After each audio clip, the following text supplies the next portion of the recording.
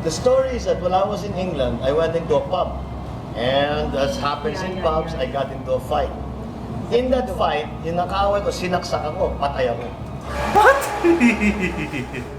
Hello mga kadonatics! Natatandaan niyo yung previous video natin patungkol kay Ferdinand Marcos Sr. kung saan sinabi niya na patay na ang kanyang anak at matagal na. Well mga kadonatics, may isang subscriber tayo at thank you sa'yo. Sinendan tayo ng link at nung nakita ko yung video, it was just a fun moment during that time, 15 years ago. Pero, ang sense, ang context ng video na to is nakakapangilabot. Promise, you have to watch it. Kasi sa video na to mga kadonatics, si Bongbong na mismo ang nagpatunay na hindi siya anak ng dating Pangulo. I was like, what? So, sino pala yung presidente natin ngayon? Kaya pala ang ganda ng credentials ng senior. Compare mo kay Bongbong na, ay nako, palpak masyado. Kaya I was blaming the senior because of him. Well, I have to reconsider my conclusion. Well, mga kadonatics, more on that. Let's watch the video. Talagang masusurprise kayo. Let's go. The story is that, di ba, I studied in England for a few years. The story is that while I was in England, I got into a fight. Oh, when was the first time you heard this story, Bo? 30 years, di ba? Mga 30 years na to, oh. Anyway, the story is that while I was in England, I went into a pub. And as happens in pubs, I got into a fight. In that fight, yung nakaaway ko, sinaksak ako, patay ako. What? Was he tripping here? Was he high? I don't know. Well, mga kadonatics, let's continue because napaka-creepy yung sinabi niya dito eh. Di ba? Let's go. I'm dead. Bongbong is dead. So, this is where it gets interesting. My parents then decided to find another boy who looked like me, who was the same age as me, and present that as me, or their son to the public. And that the person you see now is the replacement, not the original. That's the story. Talagang impostor nga. Grabe. Oh no. No, no, no, no. Kaya, sa tingin niyo mga kadonatics, totoo ba yung sinabi ni Marcos Sr.? Well, pinatunayan na ng anak. So, I don't know. Let's continue. You sound like your dad, though. You sound like your dad. Everybody says online. Well, I do sound like my You dad. sound like your dad, mannerisms, pati ugo na. But wala kang mga go. I have many of the same genes. No, in any case, speaking of genes, the suggestion was immediately raised. Oh, may DNA na ngayon. Magpa-test ka para maliwanag na maliwanag. Sabi ko, niisip ko na mabuti, sabi ko, hindi, okay din maging urban legend eh. Di ba? Pagka naayos ko na yung problema, pagka na-prove ko na wala na yung urban legend, wala na tayong pag-uusapan. Sabi ko, oh, let the story go. And it's funny though, because when I go to schools and I open the floor, this subject comes up. Are you the real Bongo? And I have Who asked the question, though? kids. Oh, they know. Yeah, they know the story. Because I thought you were the only ones from here. No, lots. It comes up everywhere. And there's nothing you can do to even siguro magpa-DNA ako na i-prove it. Iba na yan, whatever. Niluto na lang yung result. Live natin, live stream. Ha? I don't know. I'm in two minds about whether the DNA thing is a good idea. DNA testing is a good idea. But that is a story that has gone on and on and on and on, and no matter. And the way I explain is that it's really very easy to dig up old newspapers. When my father first became president, I was 7 years old. So look at my pictures from the time I was 7 years old to the time I was 8, 9, until the time we left for the United States until 86. That's 20 years worth of pictures. And then compare them to me now. And I think naman, you cannot fake that much. You know? And the other question that always bugs me is that, why would my parents do such a thing? Think about it. Ay, naku, namatay yung anak natin. Hanap tayo ng kamukha niya, tapos huwag natin papaalam kahit na kanino na namatay. Ihaharap natin. Why would they do that? What possible motivation would have my parents have? At most, they'll say, we'll make another boy, we'll have another son. But not find one that is exactly the same, that's of the same age, nakamukha. Kawawa naman ako, na siguro na plastic surgery pa ako para maging kamukha. I mean, you know, it's just such a ridiculous notion. But Yeah, it doesn't make sense. I guess it's such a fun story that people don't want to give it up. And now that DNA is available, it looks like even I don't want to give it up. You've lived 30 years with it. No, I'm enjoying it too much already. Well, mga kadonatics, what do you think about the video? Well, he clearly stated here na totoong-totoo talaga yung claim. Di ba? Yung mga rumor na hindi talaga siya anak. Well, wow! I saw this video and I was like, damn! This is so creepy. Dalawa lang ang ibig sabihin nito. Totoo yung sinabi niya or he was high sa pulburon. Which is which, mga kadonatics? Sino pala yung presidente natin ngayon? Kaya pala opposite talaga yung mga ginagawa niya. Kaya pala nagkagulo-gulo na yung kasi may impostor tayo na presidente. Well, sa mga hindi pa nakakita, ito yung statement ng senior na nagpatunay sa sinabi ni Bongbong. Let's watch. Ang kapangalan ko, abay hindi ko anak yan. Sapagkat yung aking anak matagal nang namatay dun sa London. Again. Kung sa darating na panahon ay merong tatakbong kapangalan ko, abay hindi ko anak yan. Sapagkat yung aking anak matagal nang namatay dun sa London. So creepy, no?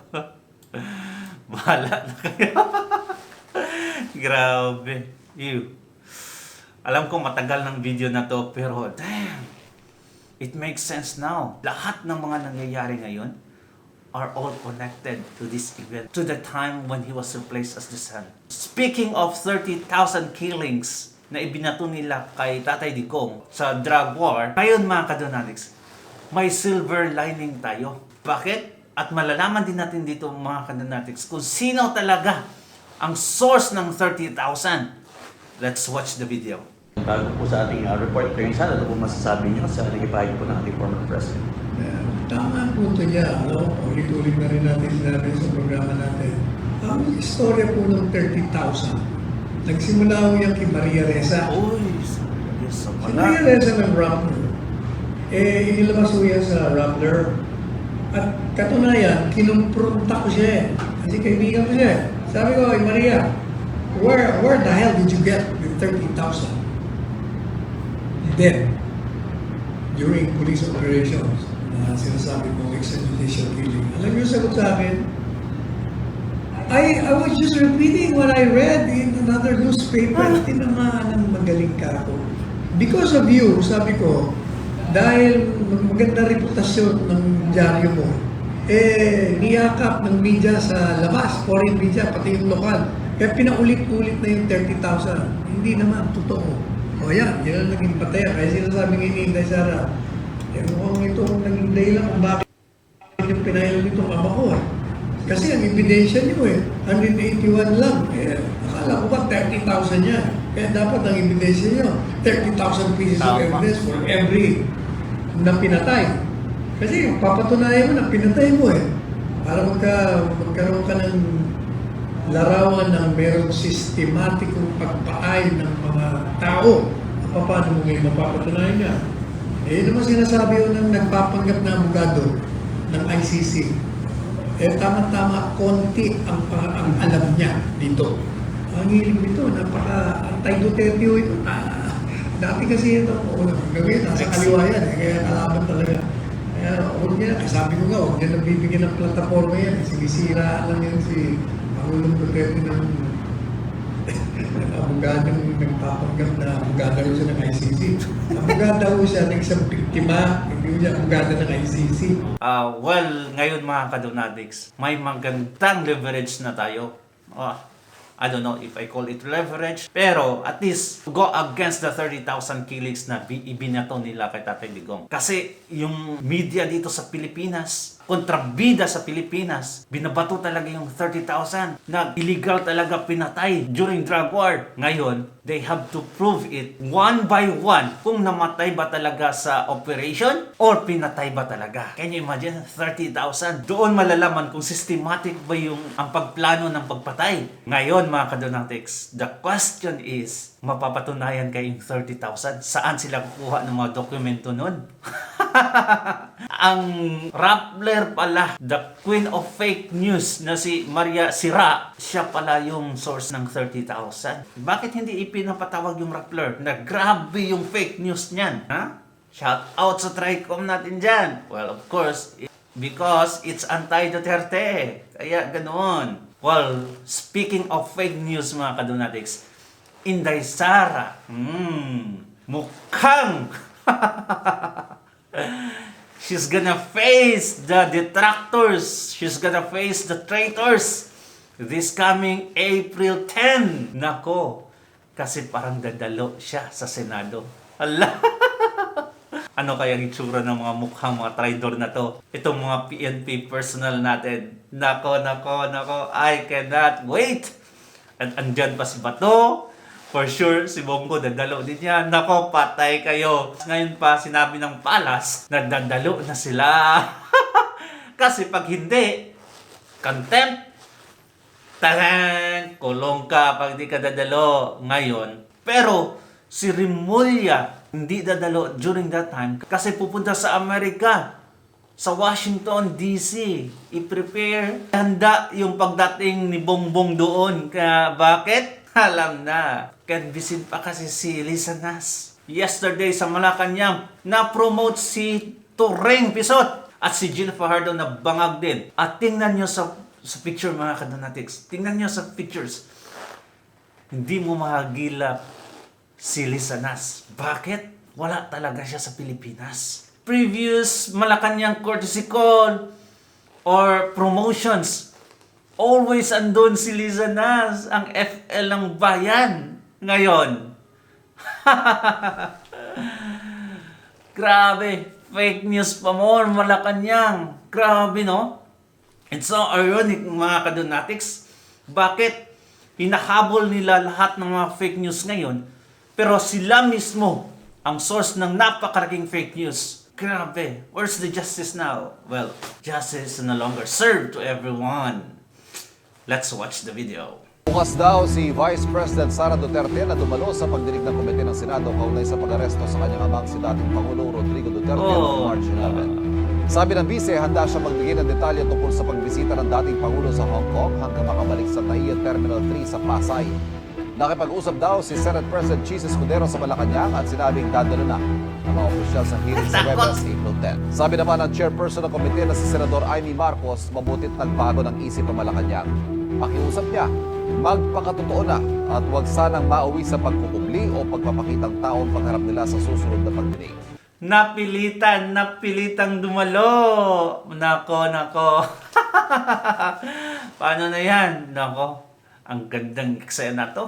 I cannot wait. Well, anyway, mga kadonatics, thank you so much for your subscription. Sabi ko na isang araw, I don't earn anything from YouTube. At least, not yet. For so many months and years. But I would like to thank you na dyan pa rin kayo, nanonood sa atin. And please, kung saan ka man sulok ng mundo, God bless you and ingat ka lagi. Bye-bye.